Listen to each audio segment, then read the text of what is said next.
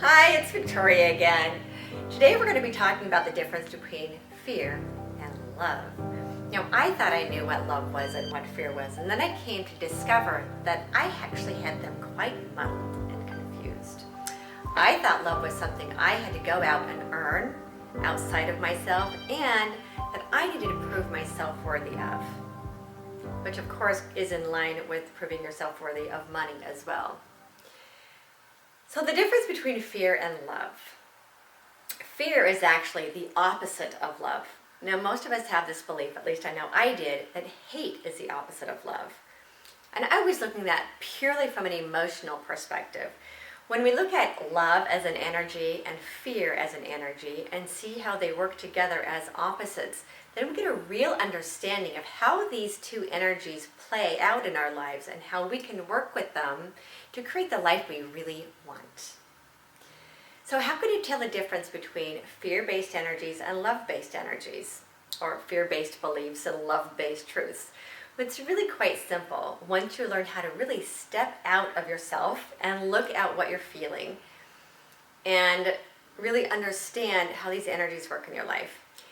So love-based energies are any of those energies, feelings, emotions that feel light, they feel loving, they feel freeing, they feel liberating.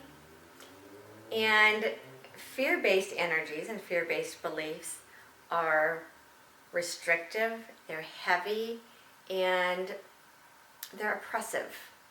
So really understanding when you're feeling something, what I'm feeling right now? Does this feel like love or does this feel like fear? And you can really get good at checking in and seeing how you're feeling about something and tell if it's love that's driving you toward that thing you desire, or if it's fear that's making you run away from the thing you don't want. And really understanding how love really is more powerful than fear, because love will always draw you toward what it is that you desire once you learn how to be in love. We live in this fear-based reality. Now, this isn't necessarily a bad thing. It's just understanding that most of humanity, and I'm speaking for myself, we make our decisions unconsciously from a place of fear. What is it I don't want? What is it I'm afraid of? What is it I'm feeling guilty about? What is it I should do? Yes, should is one of those fear-based beliefs. Rather than listening to what is based in love, which is what feels right for me. And how can I see this from a perspective that is loving rather than being in judgment of it? So when we're looking at the choices that we make, are the choices that you're making based in love, or are the choices that you're making based in fear? When you're in a relationship, are you looking at that person through the eyes of love, or are you looking at that person through the eyes of fear, which is, again, any of those oppressive energies that feel dark and heavy?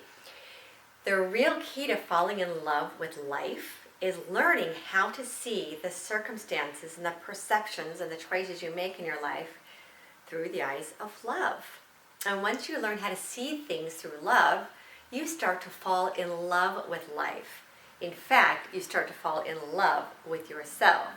And once you realize that love is the stuff you're made of, you no longer have to prove it to anyone. You don't have to earn it from anyone else. And your worth becomes intrinsic because you understand that you are worth just as much as anybody else. And you love who you are and you love the direction that you're taking.